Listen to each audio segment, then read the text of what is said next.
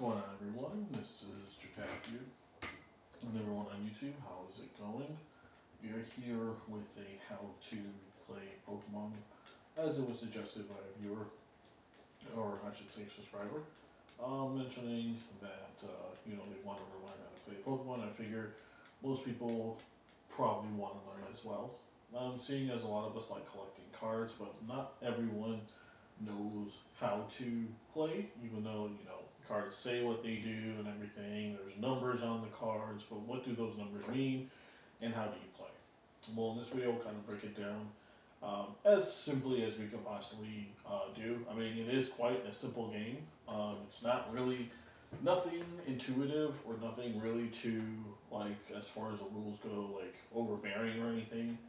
The only complicated part about the game is the game itself and the deck building and what you're wanting to run, how you want to play. But in general, the rules itself and how to play is fairly simple.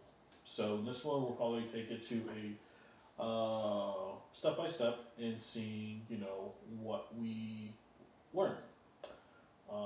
So the first thing, as far as most TCG games go, if you are playing either, as you see here, through the client, through the TCG Live client, if you are playing through there, or like I have here, or if you are playing IRL, you need 60 cards in your deck.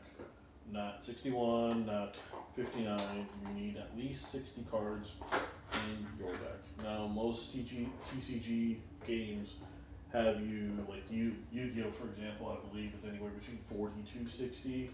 Some, like Magic are at 50, Digimon's like at 50, I think Magic's at 60, I'm not entirely sure. But for Pokemon, it's 60. So you have a 60 card deck, and consisting of the 60 cards, you have from what we have here, you have basically your three categories. You have your Pokemon, your trainers, and your energy cards. So Pokemon, the card game is basically split up into three categories. Pokemon are essentially Pokemon. It's it's kind of self-explanatory as far as what they are. Depending on what you like to play, how you like to play, or just what your favorite Pokemon is, a lot of them do different variation of things. For one, if you are playing, you need a basic Pokemon in play. Now, a basic Pokemon could be a couple of things. One, for here, as we can see here, we have the Abra line. We have Kadabra, then we have Alakazam. You can't play an Alakazam, which is a stage 2 card, which every card has here at the top left corner, or on my screen it's top left and such. But it's the top left corner here. Everything has a stage 2, meaning that it has to go through 2 stages of evolution in order for it to be played. Now, there are some exceptions to the rules, and that's one thing about Pokemon is there are set rules, but then there are some exceptions to the rules, meaning that there are some cards that bend the rule a little bit in allowing you to play a certain way. So we'll get into that a little bit later.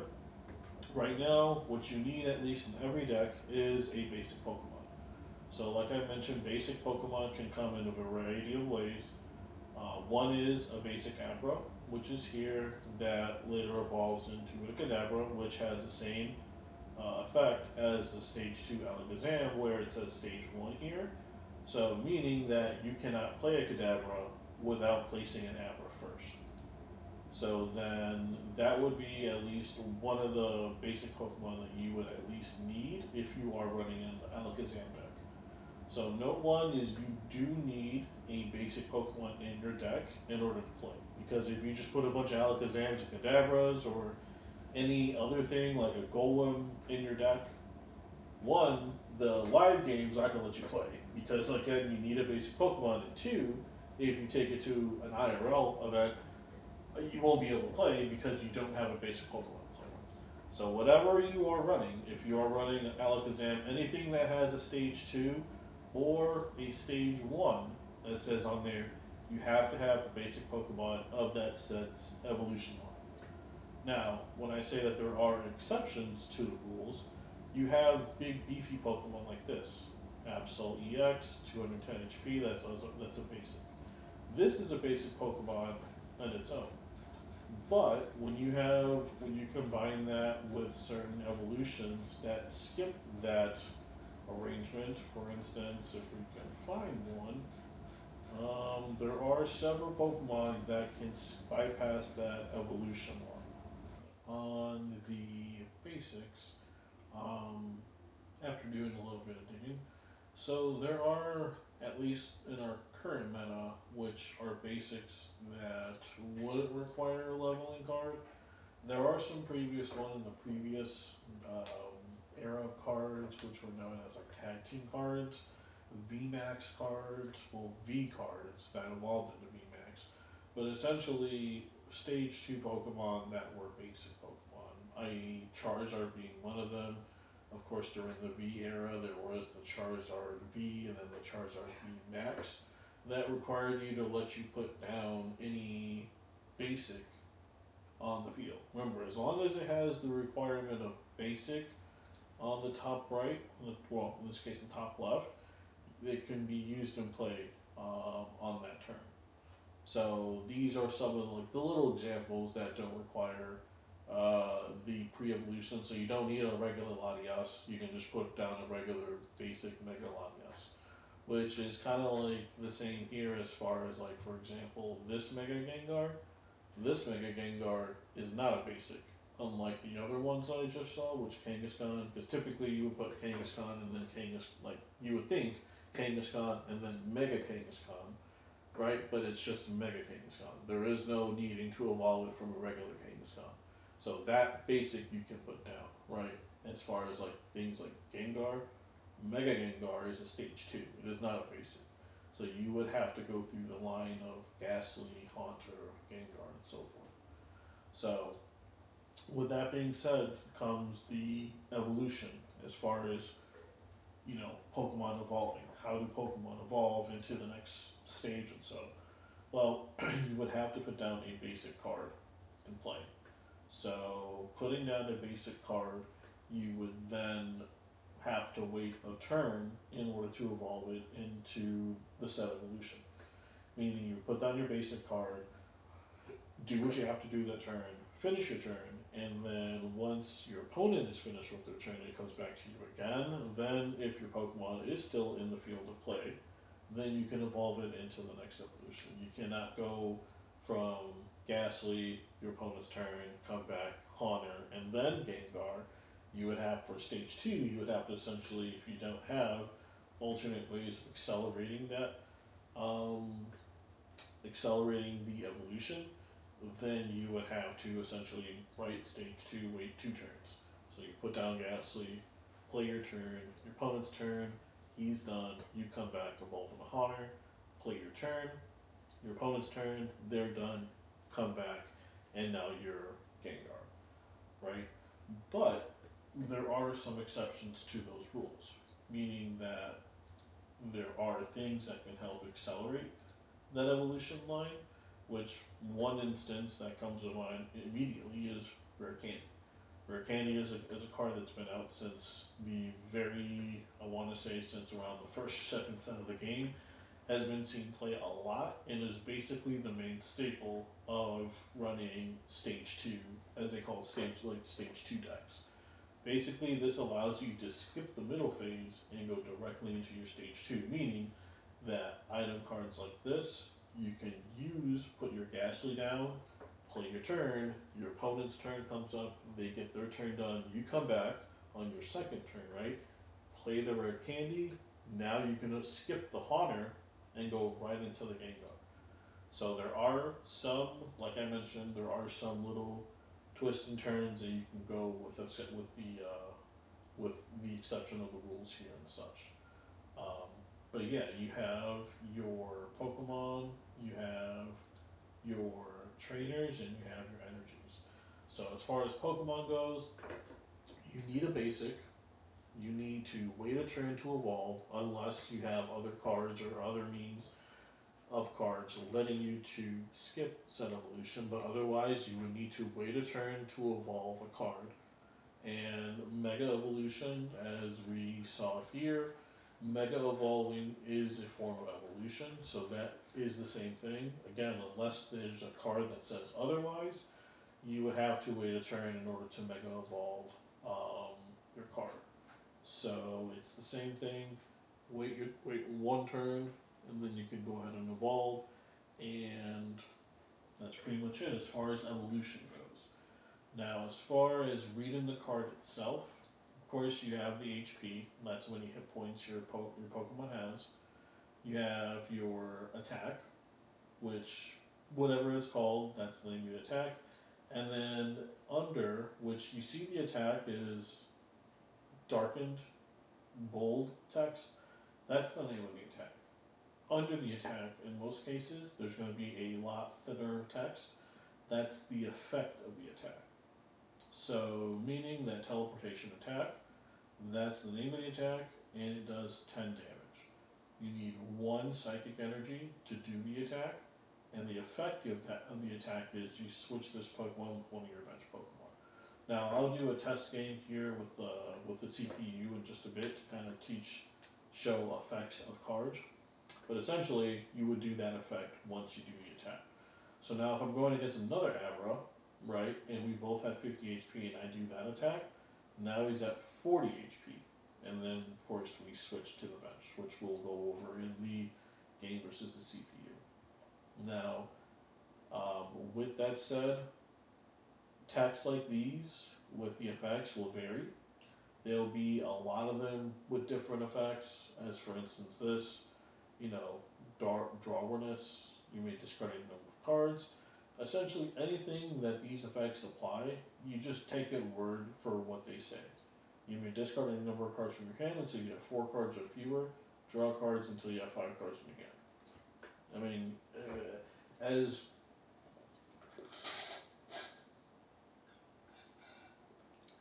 a little parse there, as simple as the game is, I mean, it really is that simple. It's, you just read the card for what it is. So I'm assuming you have a 10 card hand. You may discard any cards you have until you have 4. So if you want to discard until you have 4, then you would discard 6 cards. And then you would draw until you have 5, so meaning you would draw 1 card. So there are effects of cards like that go into play. This one, for instance, you need a tool to do extra damage. So a lot of attacks with a lot of different Pokemon vary, depending on what they are and what typing they are and such and what they do. But the main thing is that you always read the text, read what the card does, and then take it for, that face value of what it says.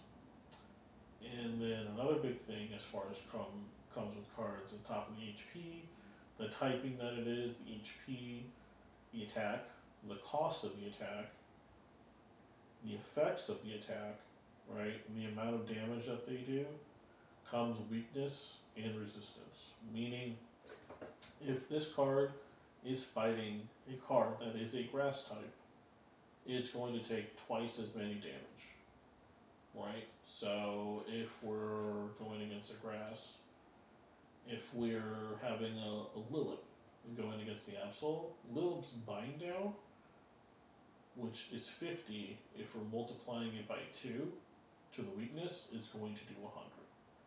So there was a time, a long time ago, where weaknesses were based like plus 20, plus 30. So it was a plus instead of a times 2 multiplier, but I don't remember when exactly they made the change, but they kind of bounced back and forth between plus and times, and they finally stuck with the times. So now, from here on forward, I forgot how many years before, but here on forward now, it's going to be a times 2 multiplier.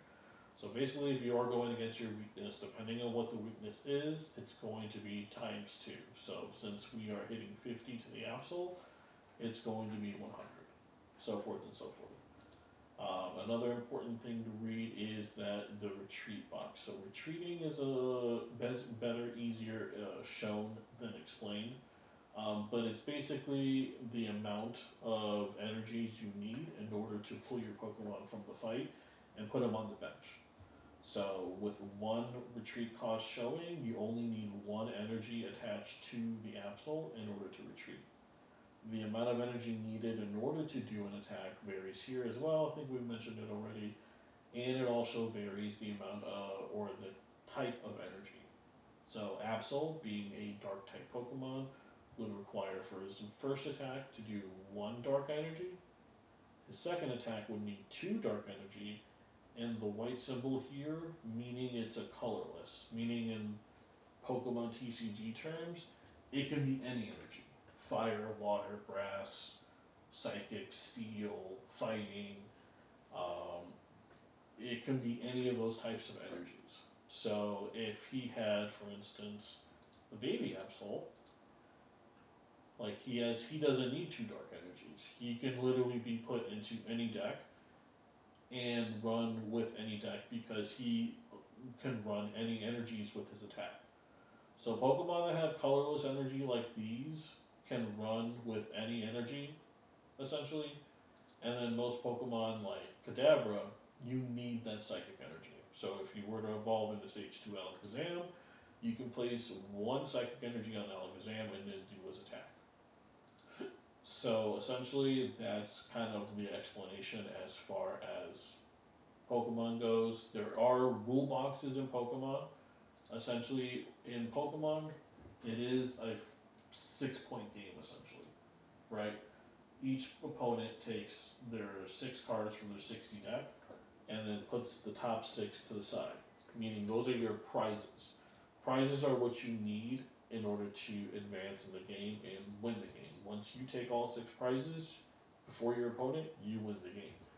So, cards cost, Pokemon cost prizes.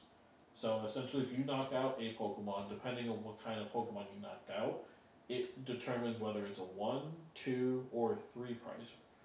So Pokemon like this, basic Pokemon, there's no rule box here at the bottom that says anything other than its description, right? It has its retreat, its resistance, and everything. This is a what we call like baby cards because they only give up one prize, 1 point, one prize towards the game. So knocking this out would essentially just cost one prize, right? You have a little bit up the ladder. You have Absol EX, which takes, as it says here, when this Pokemon EX is knocked out, your opponent takes 2 prizes. So you have 2 prizes here. So if this Pokemon is a knockout, instead of taking 1 for the little one, you take 2 now. Now there are certain cards that we can look into that take 3 prizes. For instance, here, Mega Venusaur. Mega Venusaur is a stage 2 EX card with 380 hit points. Massive, massive tank. As it says here, when your Mega Evolution Pokemon EX is knocked out, your opponent takes 3 prize cards. So meaning, if you're playing a baby deck, a single prize deck, your opponent or yourself have to knock out 6 of these cards individually. If your opponent is mostly playing a 2 prizer deck, then you would just have to knock out 2 3 prizers, depending on what order you knock them out in. And if your opponent is playing a mega deck, then you just need to knock out 2 megas. Now, decks vary. Everyone has their own different playstyle. Some people incorporate mostly just 1 prizers and like 1 2 prizer. Some people put all of the above and jumble them all together and make it work. It all really depends on your playstyle. What do you like and how do you like to play? If you feel like you don't mind giving up 3 prizes, by all means, play it. I play it. Mostly I play a 2 prizer, as you see here. But hey, I played in the 3 prize era, and at that time there was nothing but 3 prizers that you can play. It makes for a really fast-paced game. Not a lot of people like it. Some people like it. I'm in the middle. I can go either way. As long as we don't redo ADP, I'm okay. But nonetheless, that is basically Pokemon in a nutshell as far as that goes. You have your Stage 2 and or your basic. Basics are needed to be played in order to play in a game. You have your HP, your typing, your attack, your effect of the attack, the cost of the attack, and the amount of energies needed, the damage the attack does, your weakness and resistance, and then the amount of retreat cost it takes. And of course, if you are using anything that's a stage 2 or stage 3, you do have your rule boxes here depending on what you're playing. Take 2 or take 3 prizes. Resistances, I don't think I went over a little bit, so I'm glad I actually saw that because not a lot of Pokemon have a resist factor in them. But resistances, for the most part, apply minus 30 damage. If I can possibly find one here, which I'm not sure if I can. But the resistance on Pokemon typically apply a minus 30 damage. So, for the most part, they are applied, from what I understand, to Steel type Pokemon, which we see here. Resistance, grass, minus 30. So, it's kind of like the opposite of weakness, right? I mean, it is the opposite of weakness, where if you were to get hit by fire, you get ×2 multiplier. Unfortunately, it's not exactly the same to where if you get resistance ×2 negative or whatever, it's only minus 30. So, as the same effect as Coparaja, if he was to go against a fire type and get hit by fire, he gets ×2. If he gets hit by a grass type, then it's minus 30. So, if the grass type that he is facing hits him for 100 damage, we deduct 30 from that 100. The grass is only doing 70 now. So, the resistance always comes into play depending on the type of Pokemon. Like I said, as we scrolled through here and we saw, not a lot of Pokemon have resistances. Here's one, the Alolan Marowak with the minus 30 for fighting ground type right there. So, not a lot of Pokemon have resistances, and resistances are pretty hard to come by. For the most part, the only ones you really see them on is Steel type, from what I see. But yeah, I mean, that's there. Now, another option that we didn't go over as far as Pokemon goes is their abilities. Now, Pokemon have everything that we mentioned: weaknesses, resistance, retreat, their attacks.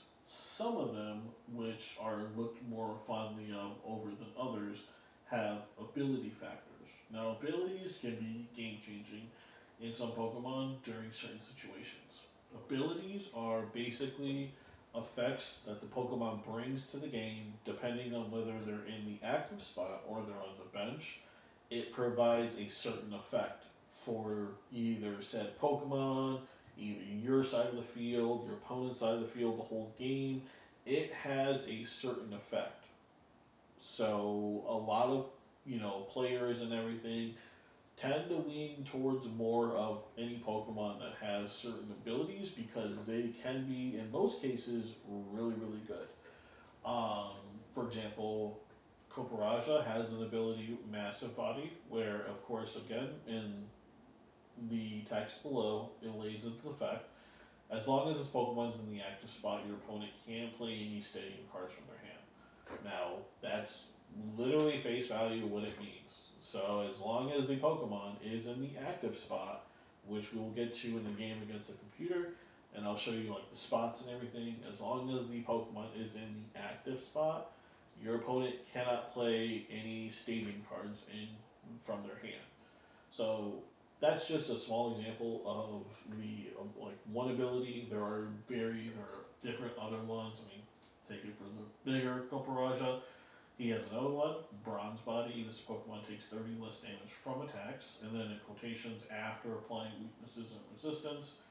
So same thing, word, take it face value, he just does 30 less damage from attacks. So whatever you're doing, apply it minus 30, and again, if you're grass, you would still apply the resistance as well, because it's minus 30 from the ability, and minus 30 from the resistance. So if you are going against the grass and they hit you, now you went from doing 100 to 70, now you went from doing 100 to 40, because it's 30 from the ability and 30 from the resistance, which is 60. 60 from 100 is 40.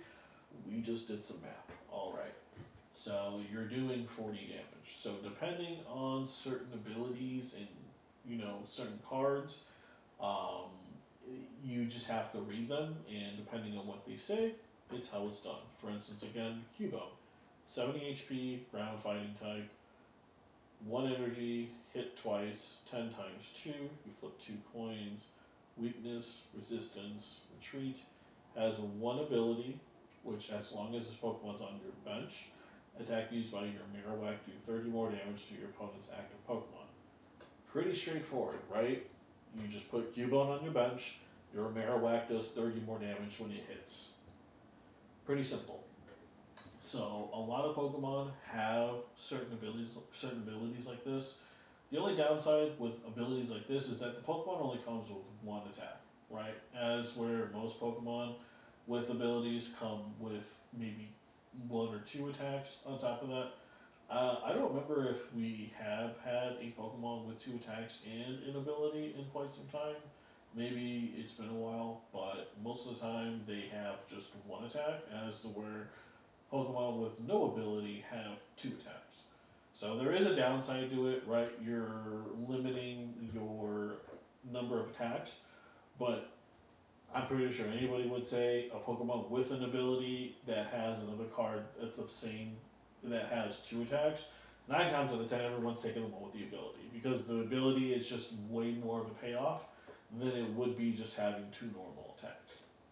So yeah, I mean that's pretty much it with Pokemon in general. We've gone over again the stage of the cards, whether in, you know, basic and stage 2, stage 1, the HP and the typing, the cost of the attack, the type of the attack, the name of the attack and the effect that it has, the damage that it does, the retreat factor, the weakness, resistance, and of course, if these are blank, guys, that just means it's nothing, right? It has no resistance. If there's a retreat with nothing, that just means it's a free retreat, meaning you don't have to put an energy on him to pivot him from the active to the bench, which again, we'll go ahead and show in a bit. But if nothing's there, then nothing's there. Which brings me to a good point, because they did bring back baby Pokemons, and in case anybody sees this, on the very rare occasion that Pokemon does do this, you'll have this gray dot right here. Now what this gray dot means is this translates to this. That means nothing. So for the most part, only basic baby Pokemon like Badoo and I believe certain other ones, only they have this card. Would you believe it or not, about like maybe a little 12, 15 years ago, they used to have a Gyarados who had an attack that cost no energy that did so much damage. Actually came top in regionals or worlds or something like that. Like 2012, 2013, something crazy. But I remember seeing it for the first time, and you know, does that literally mean nothing? And yes, this little gray dot here means no energy. Like I said, for the most part, only Pokemon that are baby Pokemon like Buddy have this. But if you ever do see this printed on any other card that they come out with, and this symbol is there, that just means this. That means no energy is required to do this attack. You can do this attack for free. So there you go. But for the most part, there's your energy, the cost, and everything. So we went over everything as far as a Pokemon goes. Again, basic, stage, HP, type attack, the requirement of the energy, the effect, the name of the card, or the name of the attack, the amount of damage that it does, and then all of it here. Now we move on to trainers. Now, trainers are huge too, because Pokemon does it here really well. They kind of break the cards into 3 sections of what you need. Trainers are fallen into the category here of items, supporters, stadiums, and tool cards. Okay, so basically we'll start with item cards. So item cards are basically trainer cards that you can play as many times as you want. Um, they do a various different options as far as what they do.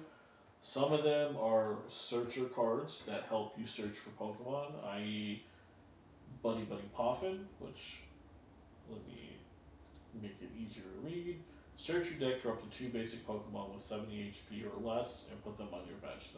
Then shuffle your deck. So a lot of trainer cards help in searching for other cards in your deck. The one thing about Pokemon in the TCG that I'm kind of familiar with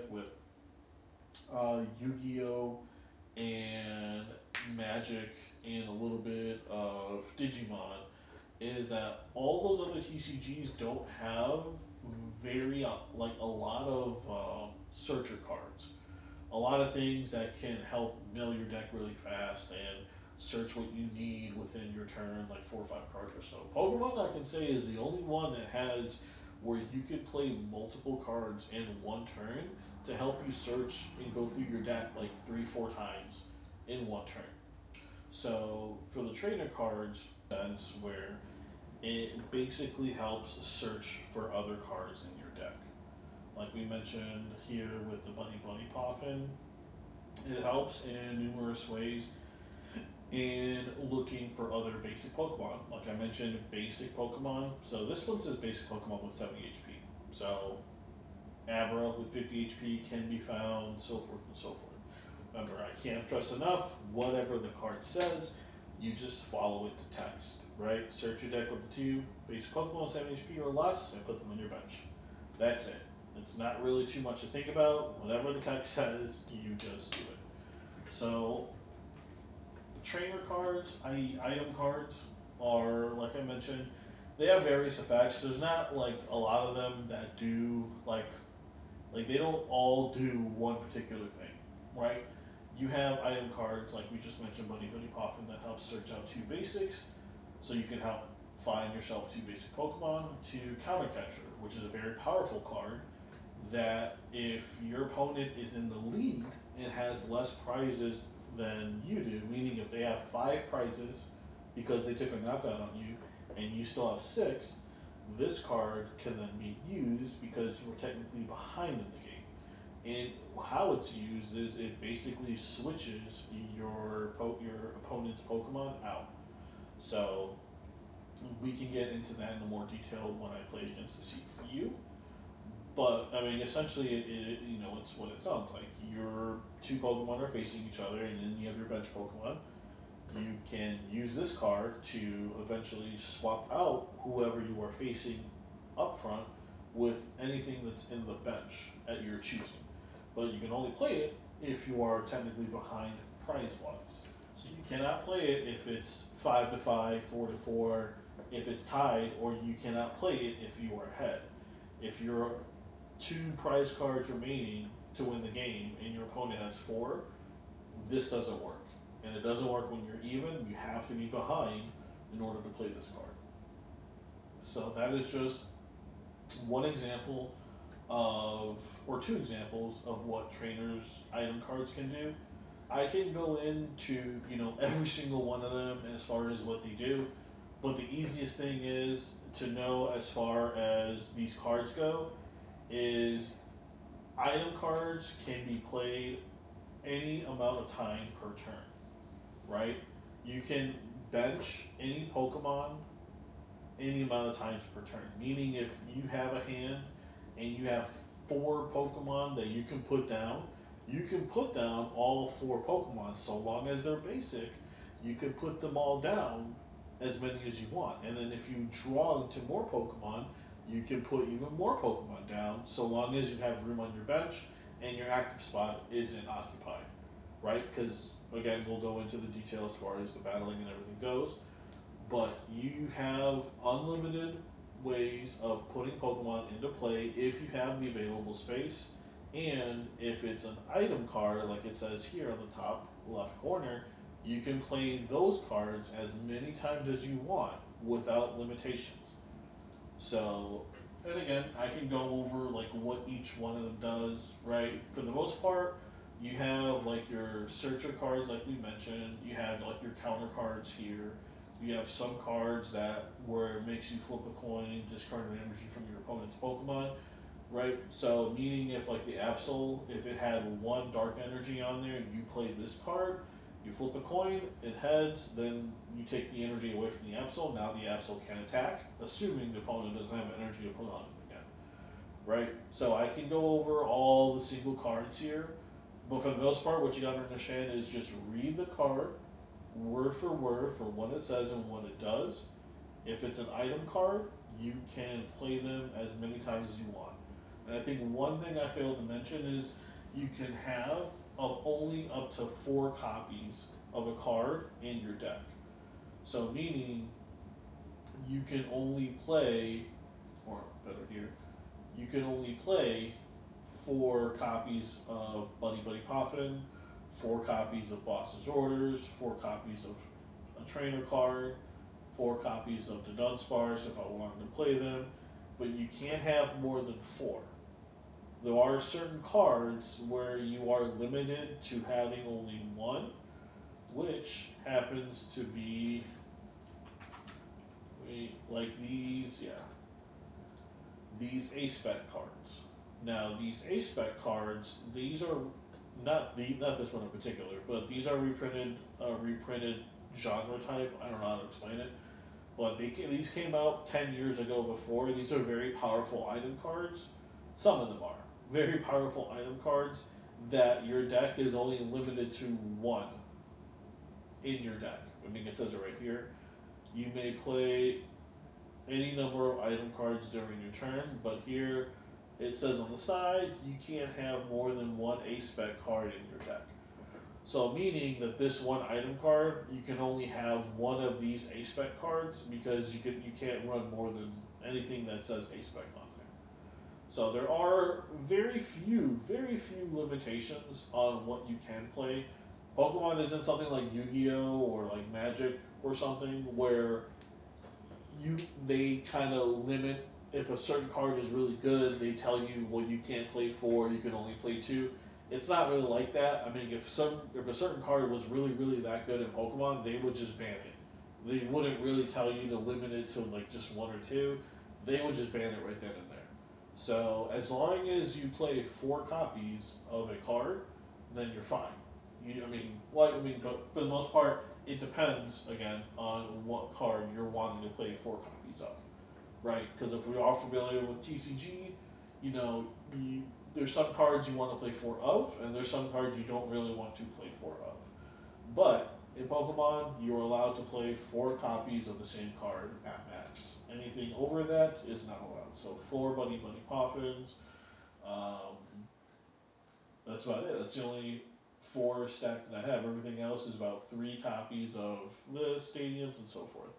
So, getting off topic a little bit, going back to the item cards. As long as the item cards says that it's an item card, and there are no limitations like an A-Spec or anything like that, then you can play up to 4 of these cards, and you can play any number of item cards you want per turn. So as you can see here, I have numerous item cards, and a lot of these I do play multiple ofs per turn. So I can do a Nest Ball and a Buddy Buddy Poffin and an Energy Retrieval. I can do all of those in 1 turn because those are item cards. So to keep it simple, items you can play as many times as you want per turn. You can carry 4 cards per total unless it's an A-Spec card, which in this meta you kind of do want to keep it with an A-Spec card. You at least want 1 in your deck. We'll get into that later. And for the most part, I mean, just read the text as it is, and even says right here, you may play any number of item cards during your turn. Right there. So, this one's pretty simple. Item, play as many as you want, what it does, that's it. So, depending again on what style you're playing, They do a lot of effects. So if you are building a deck IRL in real life, I would take the time in reading what each one says, and depending on what you're wanting to play, maybe match it up, and take it from there. Or if you're on the client like I am right now, just take the time to look at the cards and again read them. Just see what they say right here, and if it's something that fits like your concept, then go for it. But then that moves us now to our next one, which would be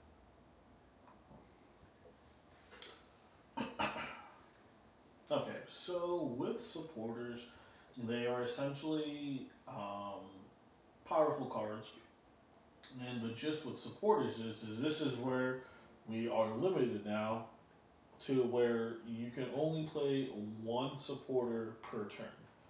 So here, if it says right here in the top left corner, supporter, that means you are only limited to where it says right here. You may only play one supporter card during your turn. So this is where it kind of gets to where a little bit of like the mind games and where the good players are, because depending on your situation and your hand, depending on what your situation is, you may want to play one supporter over the other, right? So let's, for instance, this one, supporter, Atticus, trainer card. It says you can only use this card if your opponent's active Pokemon is poisoned. Shuffle your hand into your deck and then draw 7 cards. So for the most part, it just says exactly what it says. Unless your opponent's active Pokemon is poisoned, you shuffle your hand into your deck and then you draw 7 cards. So if you do decide to play this, just know that because it is a supporter card, you're only alluded to play one supporter per turn. Meaning if you have a hand right now and it has a boss's order, which allows you to pivot your opponent's Pokemon with your active Pokemon, as long as it has that, and and it's a supporter card as well. If it's a supporter, you can only play one per turn. So in that instance, if you have an Atticus and a boss, you have to either commit: do I want to use my one supporter per turn to then draw 7 cards, or do I want to use it for a boss? Now, there are very, very few instances where you can play multiple supporters at a time, and I don't know if I can find it or not. Let me see. I should be able to. As I was mentioning, there are some cases where you can use multiple supporters. One card that comes to mind, actually 2 cards that come to mind for this is back in the day, there used to be a card known as Lieutenant Surge's Strategy. I'm looking at it right here. Fortunately, I can't find it here on the game, but this card was a supporter card, and just like Counter Catcher, as we mentioned, is something you could only play if you were behind. And this card allowed you to play 3 supporter cards. So unless the supporter itself is allowing you to play more supporter cards than on top of playing it, then you're only allowed to play one supporter per your turn. There are, like I mentioned, another card that comes to mind where Pokemon wise, a Magnezone. There was a Stage 2 Magnezone back, I believe, in the X and Y era, where it had a Pokemon power that allowed you to play 2 supporter cards per turn. So, again, there are some cases, very rare, but, there are some cards, Pokemon wise, with it being Magnezone, allowing you to play 2 supporter cards per turn, which was a Stage 2 Pokemon, or whether it be Lieutenant Surge's Strategy in being a supporter card that only is played when behind in the game, allows you to play 3 supporters per turn. Those are the only 2 things that I know of in the most recent years that have allowed us to do multiple supporters per turns. And we're talking, the Sun and Moon era, which was a little coming up almost 10 years from now, and then you get the X and Y era with that Magnezone being a little bit longer than that, and about 15 years plus. So in between the Lieutenant Surge's strategy and the Magnezone, that was almost a decade too. So they go a very long time and being very careful when they want to release that ability and then that ability to play multiple supporters, because if given the opportunity, that can break the meta in a very large amount of ways. Again, I'm going off topic here, but what I'm saying is very rarely does Pokemon allow you to play multiple supporters per turn. Um, Again, nowadays it's just one supporter per turn unless a card tells you otherwise. But yeah, it's just one supporter per turn. Let's just hope that Lieutenant Surge's strategy and that Magnezone with the ability, maybe it does come back in the next year or two. I mean, hey, the Sun and Moon era has been almost a decade now, and before that, Lieutenant Surge's, like I mentioned, that Magnezone was like another 7-8 years before they allowed. Maybe we're due for another multi supporter turn card or ability, moving down the line. I mean, that would be pretty sick. I don't know. That's just my opinion, though. Let me know what you guys think in the comments. Are we ready for a multi supporter turn in the meta? Who knows? But yeah, for the most part, kind of like item cards. I'm gonna keep it kind of simple as possible. Um, Supporter card, the effect that it does, and you can only play one per turn unless stated otherwise. You can only play one. So depending on what it does and what there's no cost to using these cards. You don't have to pay an energy, sack a Pokemon or anything like that. It's if you're wanting to play it, if that's the card to play during that moment, then play it. But know that you're just playing that one supporter per turn. So that's what supporters are. They search, they move Pokemon around, they heal Pokemon, they draw you cards, they find you energies. Again, a lot of them do different things, and I can go in here and make like a 3 hour long video reading each one and letting this supporter does this. But to save you and I some time, the basic thing is it a supporter? And if it is, you can only play one of it at a time, and just read the text. Just read the text, and then you'll be good to go. And then that leaves with the next part, which is a stadium. So, stadium cards are kind of what they sound like. It's basically, you're not playing in a real life stadium, but imagine you're putting a card down, and that kind of changes the whole dynamic of the game, right? So, stadiums are basically like an alternating condition to the game that you apply for the most part. It's applied to both players, both yourself and the opponent. There are some certain conditions where the stadium pretty much only benefits yourself, or it doesn't benefit you, instead it harms your opponent. It all really depends on the type of deck you're trying to run and what kind of method you're trying to play.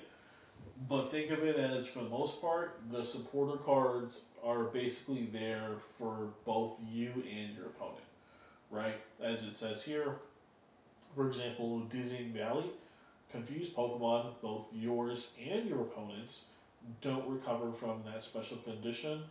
Confused Pokemon, I'm sorry, don't recover from that special condition when they evolve or de-evolve. So, simple as day. You can, if your Pokemon or your opponent's Pokemon were hit with a move where you confuse them, they cannot recover from that special condition when they evolve.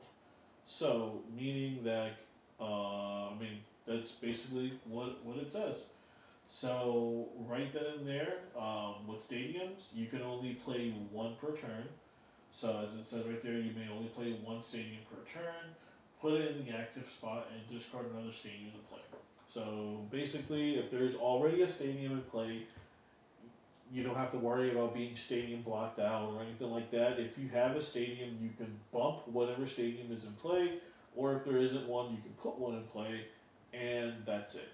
But you can only play one stadium per turn, so you can't put a stadium down, use its effect, and then be like, hey, I have another stadium, I'm going to play this. It doesn't work that way. You can only use it once per turn, and once per turn only. Now, stadium is just, I mean, self-explanatory, like we're going back to. It applies to mostly both players. You can only play one stadium at a time per turn, and depending on the effects, that effect mostly applies to both players on the field. So typically you want to win the stadium war because typically if you're playing the stadium, that's primarily benefiting you, right? Because that's the stadium that you need. So pretty simple. Just do what it says. Play one at a time per turn. You can have the 4 copies per deck. Just, you know, that's there are effects in the game, just like if you played the Game Boy games, Red, Blue, Sword and Shield, so forth and so forth. There is confusion, sleep, poison, burn, and paralyze. So you do have your 5 conditions: sleep, poison, burn, confusion, paralyze. Depending on what condition that your Pokemon is in, it does make your Pokemon have certain effects. So if your Pokemon's asleep, your Pokemon has to flip a coin between your turns to determine whether it's awake or not. And then if it's typically when Pokemon is played, it says flip a coin, but if you realize if you go to locals or if you go start going playing in IRL events, most people roll with the dice or with die, and if you roll the heads, your Pokemon is lifted from that sleep and no longer asleep. If it's tails, your Pokemon is asleep and it can't do anything. Basically, what to know between the 5, between poison, sleep, paralysis, confusion, and um, poison, sleep,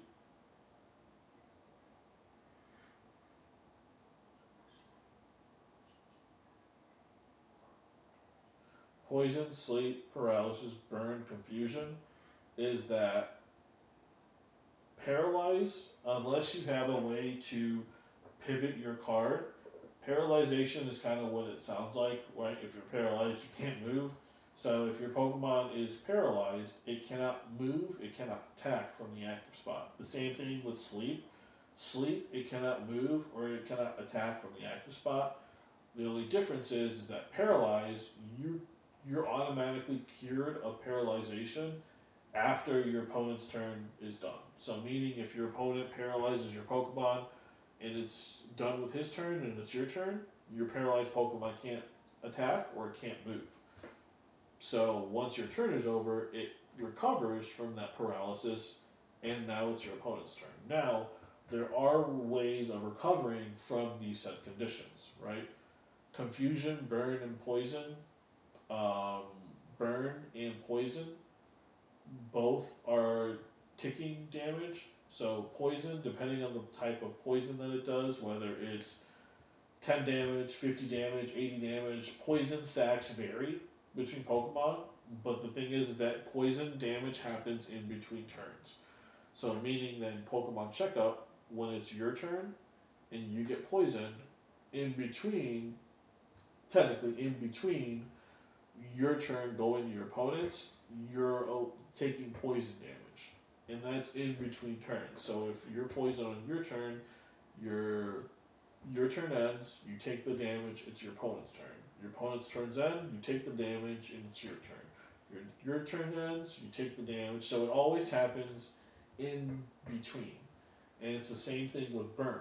Burn is always 20, unless there are Pokemons that alter the amount of damage that is allowed on a burn attack.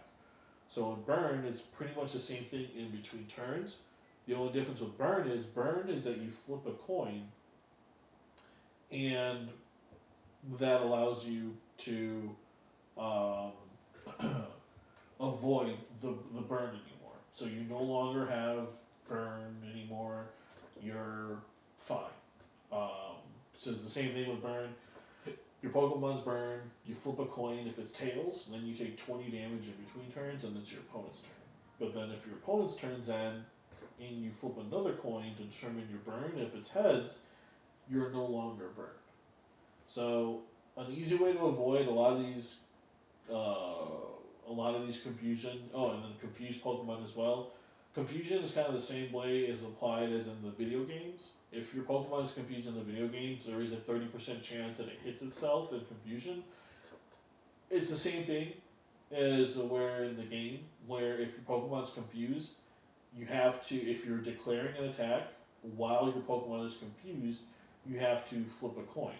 And if your coin flip comes out to be tails, then you do 30 damage to yourself. But if it's heads, then you do regular, whatever your regular damage is, you fight through the confusion. You're no longer confused no more. It's only if you flip tails on confusion and you hit tails, then your card gets, then you take 30 damage yourself. So a lot of the easier way to avoid, to get rid of these effects is by simply pivoting your Pokemon, switching them in and out, and or evolving them. But like the stadium, it prevents that from happening because the stadium is the effect. Which brings me back to the stadium topic, 'cause I kind of got off topic there. But tool cards are exactly what they sound like. They're tools that help your Pokemon defensively, offensively, and so forth. So think of it as if you're familiar with the game, and you giving your Pokemon a berry or an air balloon in the game, right? Air balloon in the game lifts your Pokemon so that way earthquake and ground moves don't hit it. It's kind of like the same thing but with cards, right? These are tools that you give your Pokemon when attached. They gain those effects. So, and again, I can go over each of one of these cards and let you know what the effects are. But if you are wanting to learn in the game, the best way to learn is to download PCTGL Live and experience the game for yourself. There is a mode where you can play CPU on your own, or go to your local LCS, and people there will be happy to teach you IRL. I know it's a lot different learning. Some people are better off learning real life, some people off of video, but the easiest way is just to, download it on your phone, download it on your computer, whatever you play, and just play off of there. Simple, super easy, and yeah, it's just, it's just, you just read the cards. So, for the most part, it follows the same principle as an item card. Trainer cards you can play up to 4 copies of. Depending on, you can play as many item cards as you want, as many tool cards as you want. So it's not like a supporter card where you can only play 1 tool per turn. If you have a full lineup, if you have your active Pokemon and you have 5 benches filled, and if you have 5 tool cards in your hand, you can put a tool for each one. So you're not limited to how many tools you can play. You're just only limited to having 4 of them in your deck. Just remember, you can only have 4 of a kind of each card in your deck. So, and yeah, that's pretty much it. I mean, tools are essentially there for your Pokemon. Your Pokemon can only have up to 1 tool per turn, or per 1 Pokemon. So, I mean, it says it right there. You may attach any number of tool cards to your Pokemon during your turn, but you only may attach 1 Pokemon tool to each Pokemon as it says attached. So, it says right there, right, that you're only allowed to attach 1 tool to 1 Pokemon. You can't attach 2 tools or 3 tools to 1 Pokemon because it's not allowed. Unless you are, unless you're Reverum, right, and you have the ability Tune Up, which this Pokemon may have up to 4 Pokemon tools attached to it. If it loses the ability to discard Pokemon tools, until it only remains 1. So even though the tool cards are only allowed, you can play as many as you want, but a Pokemon can have only 1 tool card. There are certain Pokemon that have the ability, and this is a pretty, not a common ability, but this is an ability that comes around every now and then. And every now and then, you have that one Pokemon that does have the ability where you can have up to 4 tool cards attached to them. So going back to the tools, meaning that you can have one that says, you know, counter catcher, another one that gives him more HP, and then another one that boosts his retreat cost so he doesn't have to retreat, and so forth and so forth. You kind of get the idea, right? You can kind of mix and match between what tools you want to run with them. So for the long part, you can only play one tool card per one Pokemon. You can play as many as you want as long as you have four of a kind, and unless the Pokemon ability says so otherwise, or unless there's anything else that allows you to use more than one tool card on a Pokemon, you can only use one per Pokemon. So that, right, I'll just leave that at that there. I mean, again, you can go in there and see, but there's a various effects between defensive options, offensive options, HP options, that you can apply to your Pokemon and give them that, just that little tactical advantage. So that's pretty much it as far as items, supporters, stadiums, and tools. So just a quick recap with item cards. You can play as many items as you want in a deck, or per turn. You can only have up to four copies of the card in your deck, and unless stated otherwise, depending on the situation, you have to follow the text within the card. But you are allowed to play as many item cards as you can. With supporters, again, unless stating otherwise, you're only allowed to play one supporter card per turn, and that's it, right? And stadiums, you can play as many as you want, or you can have as many as you want, but you're only allowed to play one stadium per turn. And then lastly, with tools, you can play as many as you want as long as it's a four copy of, but you're only allowed to attach one tool per Pokemon. Unless that Pokemon has the ability that lets you attach with the four, go crazy, mix it up, I don't care. But otherwise, you can only attach one. So then that leaves with energy. So we've covered Pokemon, right? Pokemon basics are needed. You need to wait a turn to evolve, unless stating otherwise that there are accelerating factors that you can. You need to wait one per turn. We've gone over the cost of the card to attack, the type of energy it needs to attack with, the effect of the attack, the weakness, resistance, the retreat cost, how much each Pokemon costs point-wise, the HP and everything. We've gone over all that. Conditions as far as confusion,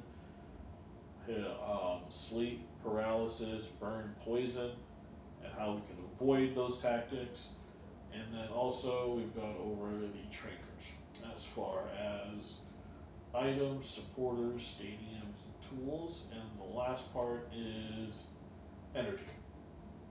Energy is very simple. Like I mentioned, this is the stuff that's needed to power your Pokemon's attack. So all those energy cards you have in your boxes and your collection and everything, you're like, how does this work? How do I apply this? So forth and so forth. You use them in your deck, and depending on what deck you're running and how much energy you're running, you kind of determine it from there. But energy has there's a different amount of energies that can be played. So for the most part, there's two types of energy, right? There's regular basic energy, which are these, your common energies that you get in your pack, right? These are all basic energies.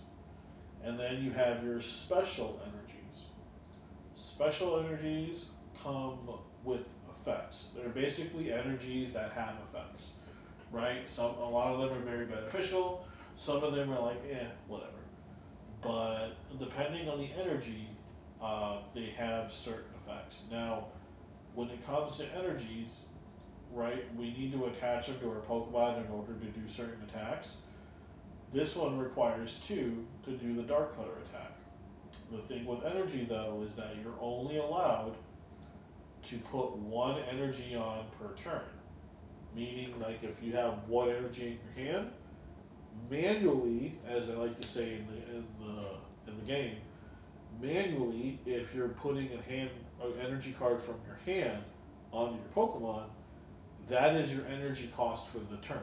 Meaning that you cannot put any more energy by hand to any other Pokemon because you've already done it to one. But there are exceptions to the rule. There are a lot of cards, and we're not going to go into too many details as far as what those cards are, but there are a lot of cards out there that allow you to accelerate energy, meaning allowing you to, again, bend the rule a little bit and allowing you to put more than one energy on per turn. Because manually, you can only put on one energy per turn, but, for instance, Excalibur, perfect example, what we're about to test out. Super Cold, very common ability amongst water Pokemon, especially with the Stage 2. As often as you like during your turn, you may attach a basic water energy from your hand to one of your Pokemon. Basic water energy. Remember, we have to read carefully what these texts are. Basic water energy. Meaning that these water energies, if Excalibur is out there, I can freely attach all of them once and once and once. I have no limit to how much I can put them on. But for special energy, there's not a lot of abilities that allow you to accelerate special energies. Don't get me wrong, there are abilities and maybe some cards out there that allow you to, but they're very far and few in between. There's not a lot of cards out there that allow you to accelerate special energies. So for the most part, a lot of abilities and a lot of cards that allow you to accelerate are gonna say basic. But again, there are special cards out there, special Pokemon out there that do have the ability to allow you to accelerate both basic and special. So it all depends on what the card is and if you read the text.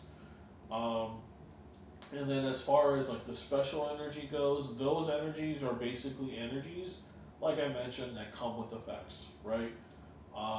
Spike energy is basically an energy that if you attach to your Pokemon, whenever they get hit, they get the Pokemon that your opponent used to attack gets 2 damage counters back to them, right? You have Luminous Energy, which is an energy card that is basically all of the energies, right? Luminous Energy is a water, fire, psychic, dark, fighting, grass, electric, and steel type. It's all of those cards into one. But as the text says, even though it's all the energies, it's only one energy. So again, we can go into super detail as far as the energy goes, but that's kind of simple. You have your basic energies, you have your special energies. You can only attach one energy manually per hand once per turn to a Pokemon, unless you have certain cards and or certain abilities like Excalibur that allows you to attach basic energy and or multiple energy cards, whether it be basic and or special, in the game.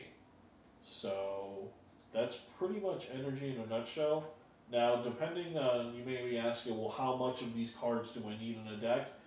Again, that basically comes down to how you like to play, what you're playing, and what strategy you're implementing, so forth and so forth. If you're looking at me, I have 17 Pokemon, 35 trainers, and only 8 energy. There's some decks that run more energy, there's some decks that run less, there's some decks that run more Pokemon, there's some decks that run less Pokemon.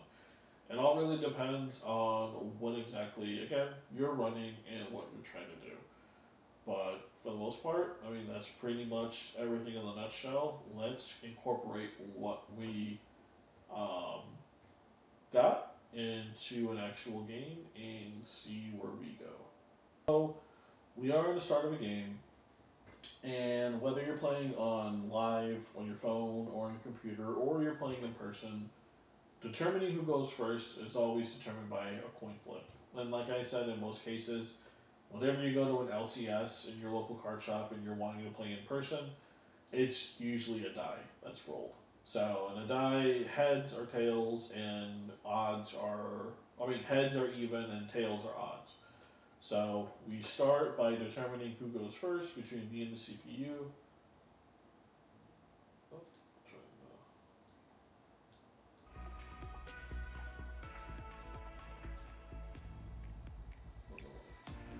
so it's asking if I want to go first. I'll say yes for this.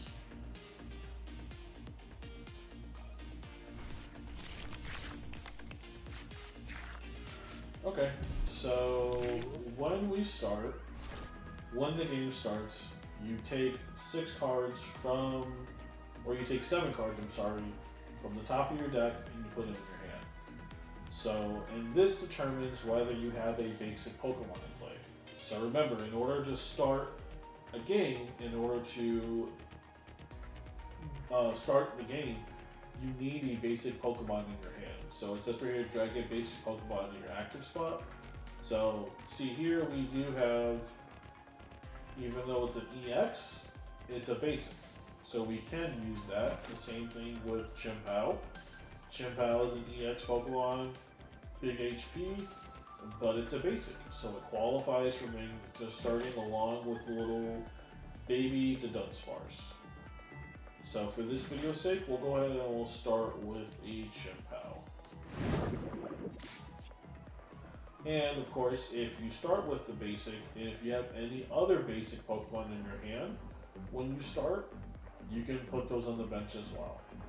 So for this video's sake, we'll go ahead and put down the Dunsparce.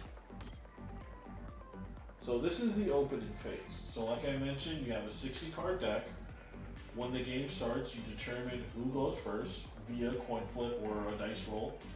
Once you determine who goes first, from the 60 cards, you draw 7. And from those 7 cards, you determine if you have a basic Pokemon. In some instances, when you don't have a basic Pokemon, you mulligan and you just reshuffle and draw again. In that case, when it does happen, depending on how many mulligans or such, it determines how many cards your opponent takes for free. So you definitely don't want to mulligan if you can help it. Of course, it's shuffling, so it's kind of random, but that's pretty much the scenario. You draw 7 cards, determine if you have a basic. Since we do have a basic, we set them up in play. We set them up face down to start, and then after that, we draw our 6 prizes, which is our 6 points prizes from the deck as well. So we go from 53 to a deck of 47. So now the game is officially started. We drew our 7 cards. We have our board set up, kind of. Well, for now. And then after that, we set up the 6 prizes, which is our points. The one thing you have to take note of is that these 6 cards are from your deck. And these may be crucial cards that you may need. So the whole gist is to, again, knock out your opponent's Pokemon, draw these 6 prizes, and the first one to get 0, and or if I was to knock him out and he has no backup Pokemon, we win the game. So those are a few alternative routes that you can look into as far as winning. So in this case, we are starting off here. This is Chimpao. We can't attack because we don't have any energy attached to the Chimpao. So currently right now we are unable to attack. And even though it says we're unable to, on your first turn of the game, if you are going first, you're not allowed to attack and you're not allowed to use a supporter on your first turn. The only thing you can do on your first turn of the game when it starts is attach an energy. If you can attack, if you have a Pokemon that is able to attack, you can attack. You can attach an energy, you can attack, you can retreat, or you can use item cards. Those are essentially the only things you can do, or you can set more Pokemon up on the bench as well. This is the active spot. This is your bench area. So this applies kind of like figure if you're playing IRL, you know, you have your 1 card in the middle and you have your little squad on the bottom. You can have up to 5 bench Pokemon. There are some cards that alter that and allow you to have even more space in your spot, up to 8. So there is a stadium that allows you to expand your bench from 5 to 8. So again, there are cards that can alter things, but for the most part, you're only allowed 5 bench Pokemon as backup. So right now, since this is our first turn, one of the things that we can do is either use our deduction kit, which again is a item card, right? So we have free use to use this if we please, and if we had more of them, we can use as many of them as we want. Or, and we also have the ability to use our ability, which is the Shivery Chill. So this, once it says once during your turn, it's Pokemon's in the active spot, you may search your deck for 2 basic energy cards. So again, with an ability being ahead, abilities can be used at any time of your turn. So if it's your first turn of the first game, you can use your ability. So we'll go ahead and do that. That allows us to get 2 water energy cards from our deck. In this situation, kind of like right now and in real life, what you'd want to do is you'd want to search your deck. So essentially what that kind of does is, yes, we're searching for water energy, but let's skim through our deck and let's see what we got. Because in this situation, because we're missing 6 cards, we want to make sure it's not 6 cards that are very important to having us win, right? So we look here, we see that we pretty much have everything that we need in order to pull off a win. We have our 3 friends here, we have our cards, so we're in good state. So we go ahead and draw these 2. And like I mentioned, if you have an energy, you can attach it manually once, and as you can see here, we can't do that again. So you can only attach 1 energy per turn. Same thing with IRL, you can only attach 1 energy per turn unless stated otherwise. So what we'll go ahead and do is we'll go ahead and, just because, we'll bench another Pokemon. We'll go ahead and use the item card in deduction kit, which states here, look at the top 3 cards and put them back on your deck in any order. So we'll look at that. So now we either have the choice of putting them back in any order or shuffle them in the bottom of the deck and then move on with the next 3. I think we'll do the bottom of the deck and move on with the next 3. And that's it.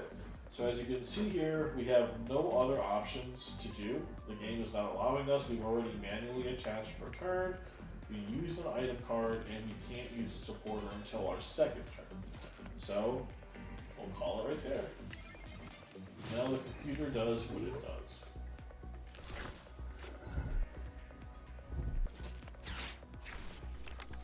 So as you can see there, even though the computer won't stop, the computer used the search Fighting Dawn, which is an item card that allows it to search for any basic Pokemon. So as you can see, it's moving kind of fast, but it used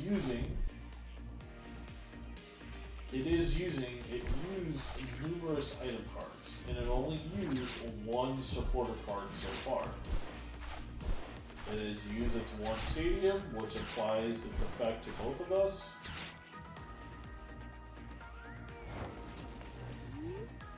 So there you go. So basically what the computer did, everything really fast, is basically how the game's played, right? We have our supporter card that we only played 1 of. It discards your hand and it draws 7. He played the Fighting Gong, which is an item card, along with a Nest Ball, another item card, a Tool Scrapper, another item card, and also a Night Stretcher, another item card. So they played a total of 1, 2, 3, 4, 5 item cards in 1 turn. And they're all different. So that's what I'm saying. So you can play as many item cards as you want, as long as there isn't anything that's limiting you to playing them, or so forth. So, and then they also played, again, their 1 supporter. So, and then, On top of that, they play their one gravity mountain. So they play their one gravity mountain, their stadium card, which goes on the side. So kind of think of it, if you're playing IRL again, this is kind of the setup. You have your one in front, and then your bottom, and then like right there on the side, you have your stadium card. So they did all that, so now it's our turn. So now what we're going to do is we're going to manually attach, and we're going to play our supporter card, which is the only one we can play during this turn, and it allows us to draw cards.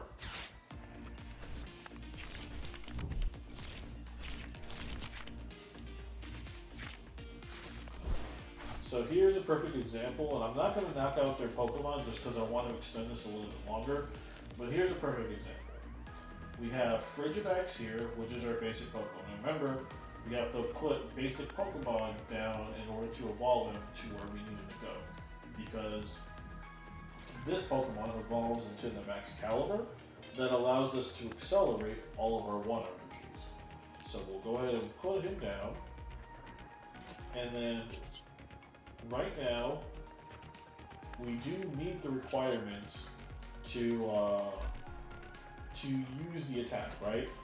Hail Blade, 60 damage times, and it states right here the amount of water energy from your Pokemon. You discard the amount of water energy from your Pokemon. This attack does 60 damage for each card you discard in this way. So it requires 2 water energy to do, which we have 2 water energy. So we are allowed to do the attack. And of course we have an ability where we can use. So certain abilities allow you to be used every turn, and some of them are only used once per game. So right here, Squawk and Seize is a perfect example. They put him down. Squawkabilly has an ability where once during your first turn, you may discard your hand and draw 6 cards. Now notice how it says once during your first turn. You only get one first turn, right? After that, you get no more first turns. It's your second, your third, your fourth. So his ability is only allowed to be used on the first turn. After your first turn, you cannot use this ability anymore. So even though our card, it's allowed to use his ability every time it's our turn, there are certain abilities where you can only use them certain times during the game, once during the game, as often as you like during the game.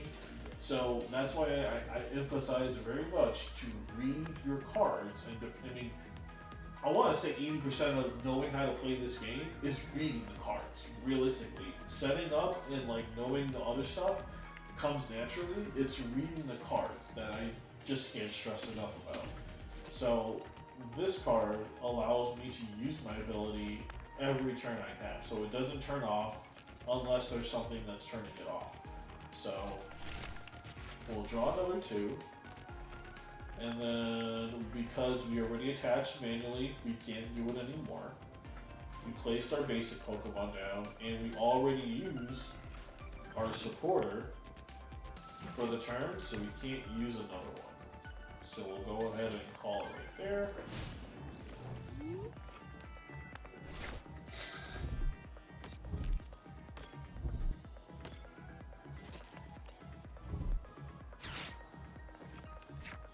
So you see they're playing an item card, attaching manually, using another item card. Why didn't they Lily? Is our computer dumb? You definitely don't want to do with a computer. So, okay. So here, we're in a situation where we can go ahead and start accelerating our energy. So in this situation, we can play an item card along with a supporter card to help get our Frigibax to the stage 2 Pokemon that we need. And remember, like I said, we can skip a stage and kind of bend the rules a little bit in evolution by using that one item in particular, right? So here's what we're going to do. In this situation, you can use an item card, which in this case we'll use Ultra Ball, which will have us discard 2 cards from our hand. to search for a Pokemon. So we'll discard Regigigas and 1 Water Energy. So those will go in the discard pile, and we will search any one Pokemon that we want.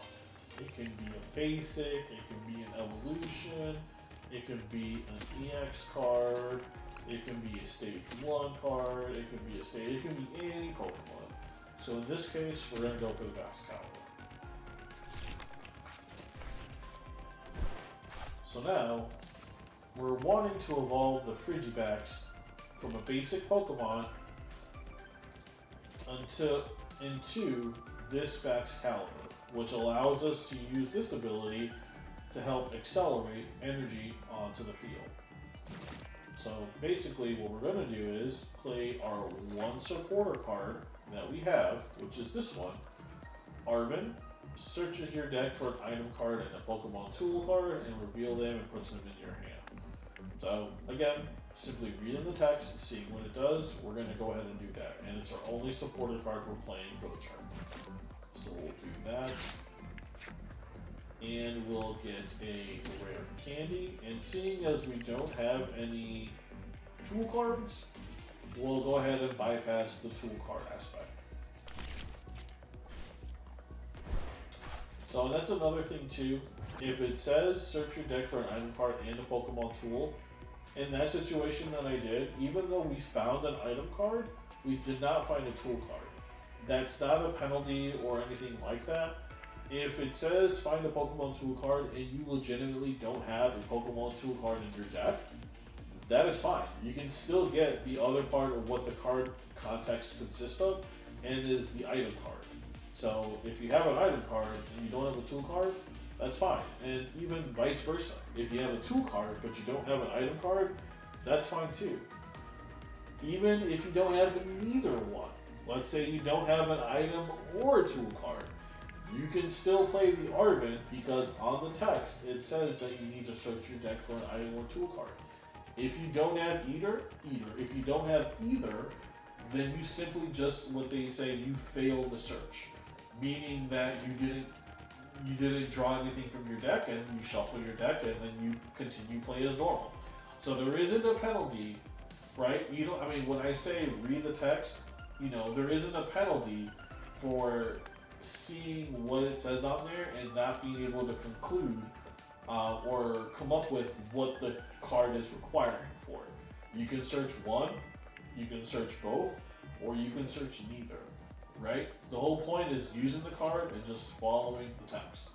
So just keep that in mind. And with that being said, we're going to go ahead and use the Arvin, which we did, and allowed us to find one item card, which we've already played the Ultra Ball. So now we're going to play the Rare Candy. And like I mentioned, the Rare Candy allows us to skip a stage. So because we played this guy in our last turn, and he is a basic Pokemon, and we have his stage 2 form ready, we can go ahead and play this, which allows us to skip the stage 1 form. So we'll go ahead and do this, and get the Baxcalibur. So as you can see here, we went from a Frigibax basic to a stage 2. There's no stage 1 in between.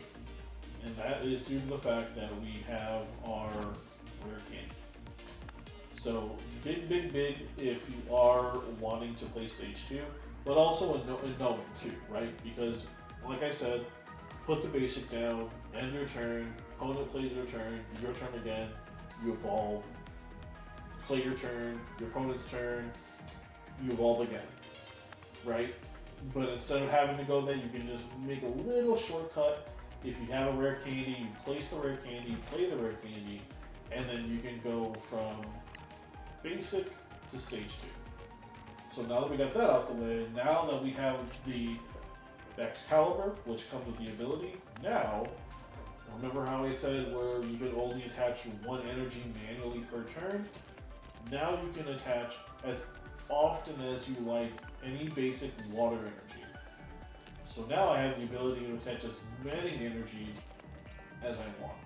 So we'll go ahead and just, for example, attach that. attach that, and attach that. So, and then we'll go ahead, and again, use Shivery Chill, because we're not limited to how many times we can use that per game. Go ahead and draw another 2.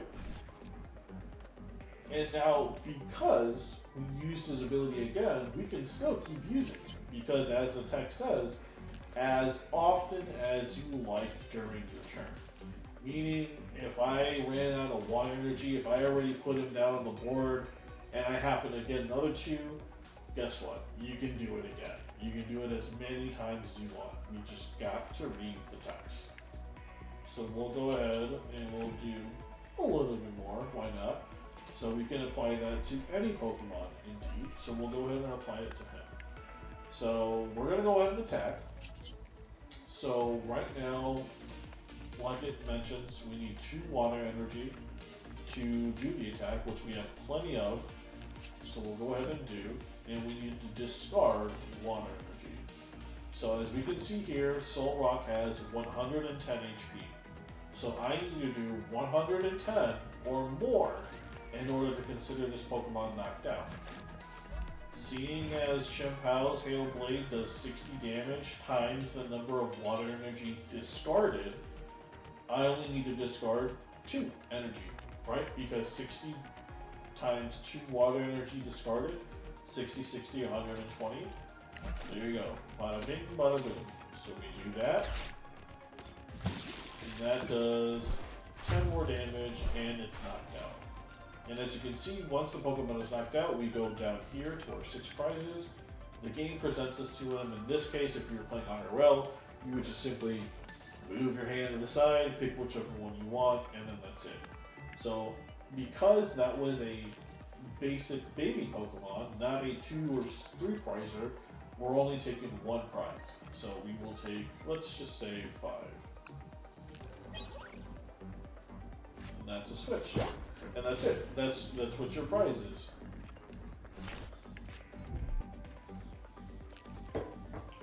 And that's basically the game in a nutshell. So right now, as we can see, the opponent, the computer is playing the cards. And we have a really good hand.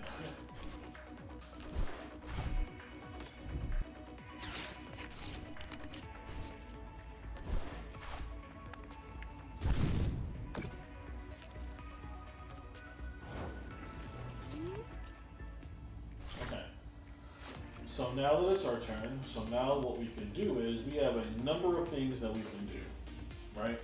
So first things first, we have a stadium card that we can play. So remember, we're only allowed to play 1 stadium card per turn.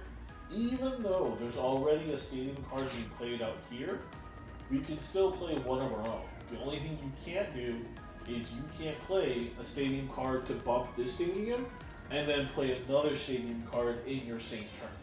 You can only do once at a time. So what we will do, just for the sake of the video, we'll go ahead and take our stadium and bump theirs.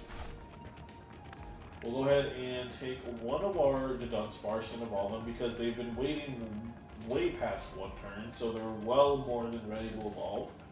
So we'll take this one and evolve it on top. And we have plenty of item cards that we can play, along with benching another basic Pokemon, which is the Pheasantipede. So before we bench, we want to take a look at our deck. So we'll play a Nest Ball, which is an item card that allows us to search for a basic Pokemon and put it onto the bench. So we'll go ahead and do that. So these are all the basic Pokemon that we have in our deck that we're alluded to in finding. Remember, this only allows us to find basic, so we have all these. So we'll just go ahead and pull out a Dunsparce.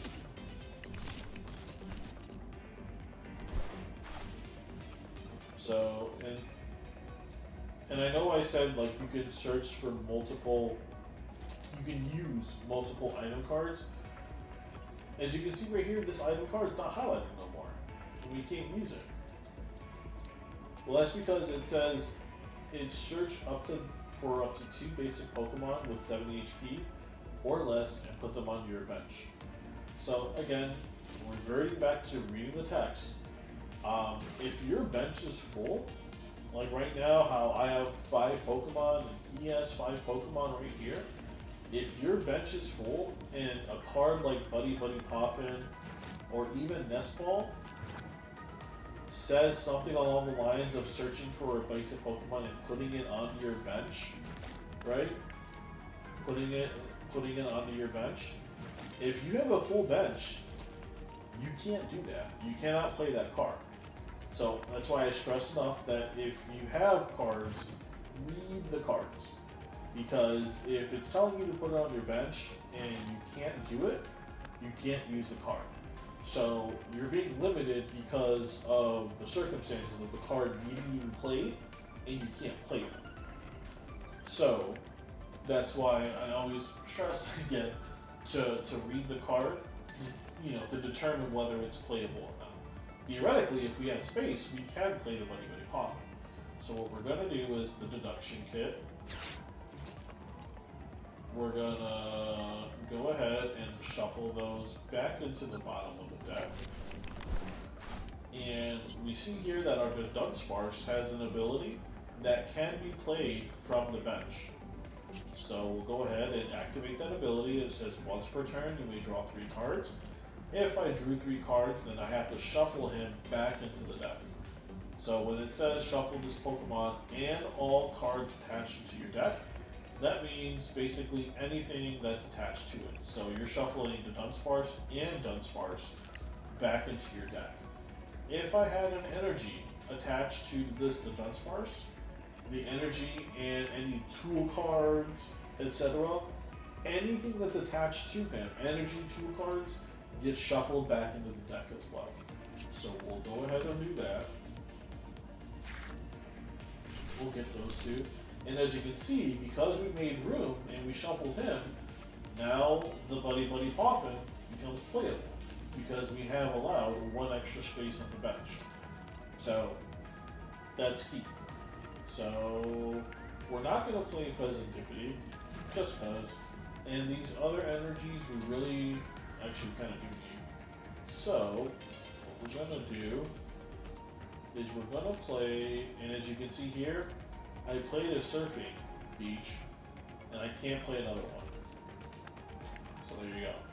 So we're going to play a Superior Energy Retrieval, which is an item card. And it states here that I can only use this card if I discard 2 other cards from my hand. And it allows me to find 4 basic energy cards from my discard, which we have 3, and allow them to put them back in my hand. So we're going to do that. I'm going to discard these 2, because we don't need them. We're going to take these 3, put them in our hand, and now, because we got 3 energies in our hand, which are basic energies, we can attach them with Super Cold, and do it all at once. Okay, so this stadium allows us to switch our water Pokemon, which we're not going to do. We don't need to do that. We want to not have the Solcaria, so we're not going to activate the Surfing Beach ability. Night Stretcher allows us to put a basic energy in Pokemon into play from our discard, or not play, but from our discard pile to our hand, which we're not going to do right now because we don't need to, and we don't need to use Buddy Buddy Poffin for that 1 space. So we are okay. We will go ahead and use Shivery Chill just to make sure if we have anything left. We don't, so we'll fail that. And we'll go ahead and use Hail Blade. So he's at 340. 6 times 6 is 36. So we'll go ahead and do 1, 2, 3, 4, 5, 6. And that is a knockout. And like we mentioned before, because that was a Mega Lucario, the Mega Lucario is worth 3 prizes. So we'll go ahead and take 3. And those are our 3 prizes.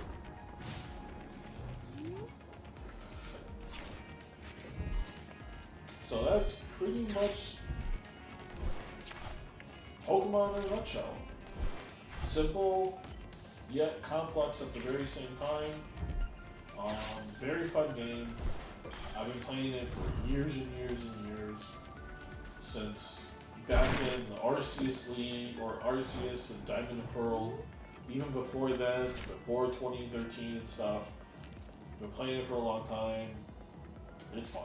So, I highly recommend anyone, if you're wanting to learn, the best place to learn, honestly, would be probably this game. Either download it on your computer or your phone. And then, of course, as you start building your collection, if you're wanting to approach your LCS and, try it from there, do so. There might be better teachers in there than I can. I'm just, just doing my part. I just like, I like Pokemon, I like playing with others and stuff. So, if this video was helpful, don't forget, always leave a like, comment, and let me know and such. But yeah, very simple and very fun to get into.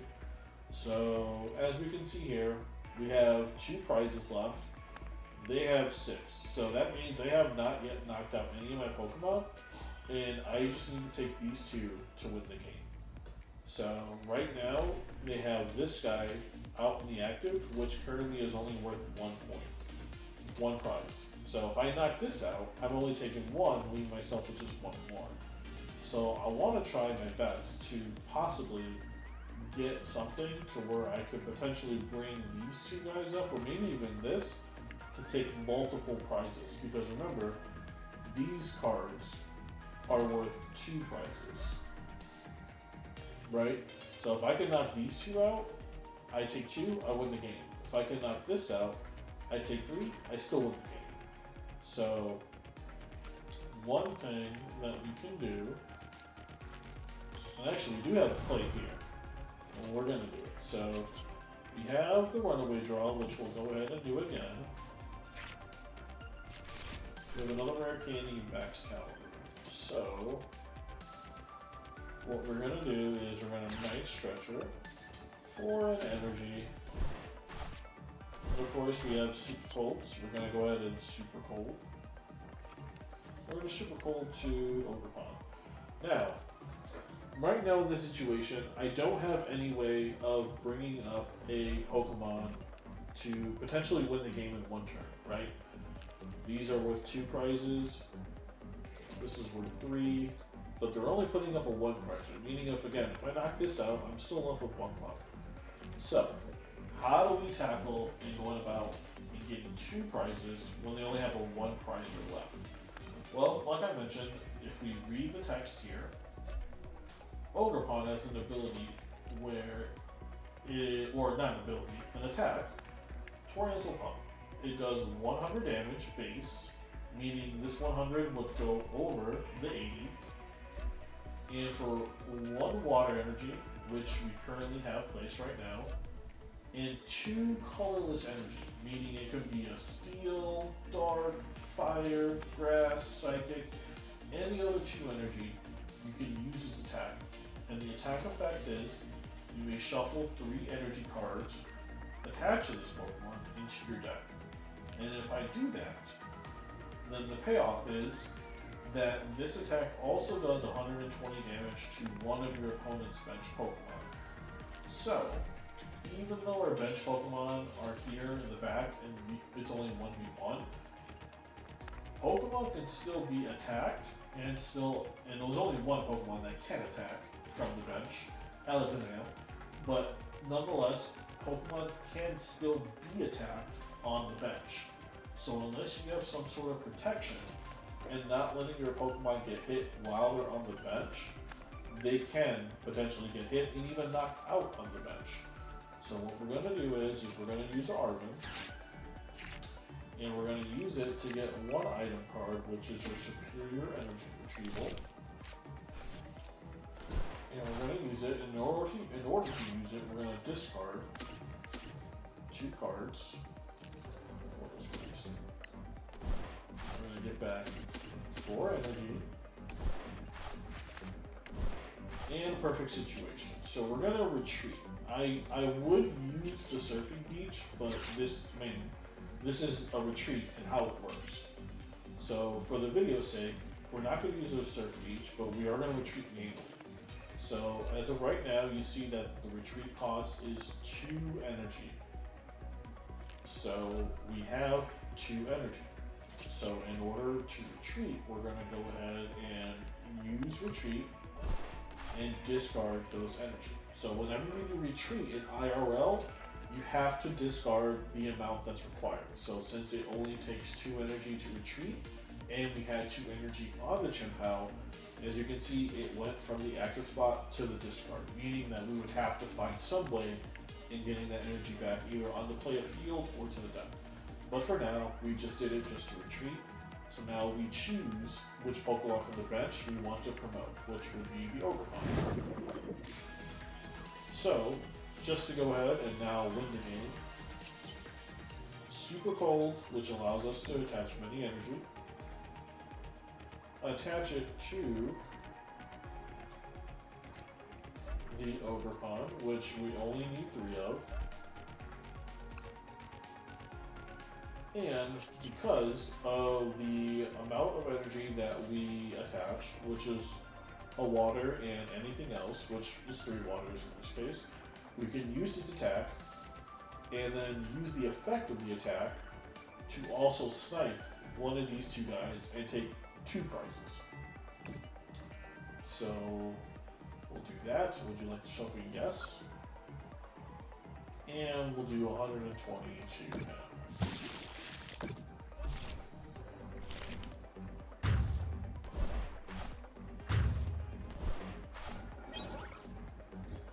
And that, everyone, is Pokemon in a nutshell. I want to thank everyone for tuning in. I know I probably went over a lot. It was a long video. If there's anything else that I may have left out or that you feel unclear of or uncertain, please let me know in the comments. I'll try to make it as clear as I can as possible. But yeah, that's the tutorial for Pokemon. Again, a good portion of learning the game. And I mean, I've said it a lot of times, and I can't stress enough, read the text on the cards. It breaks it down in simple form to where it's easy to understand. And of course, in the same setup, you have your active and your benches. So I highly advise, and if you're wanting to get hands-on, if you're kind of afraid of going in real person to your local card shop, download the game when you're out, download the game on your computer. It works on Mac, it works on PC, and give it a shot there. And then have fun with the game. We collect the cards, and when it comes to Pokemon, it's not just about collecting, but you can also play with them as well, and it's a really, really fun game. And who knows? I mean, you may be the next Pokemon master when it comes to the cards. A lot of people are still getting into this, and Pokemon is just as weird as it says or as it sounds. Even though it's been out for 30 years, the TCG scene is coming into flow, and it's starting to get known really, really well. And these tournaments are just getting bigger and bigger and bigger with more people participating. So the bigger the community gets, the better it is, and so forth. So again, anything else I left off or that you weren't unsure or confused on, just let me know in the comments, and just let me know how you guys like the video. That'll help out for future videos, and new subscribers and new people tuning in and wanting to get to know the game. But nonetheless, I appreciate everyone for tuning in and for watching this video and from my previous ones. Until next time, I'll see you guys on the ladder. GG's, WP's, peace.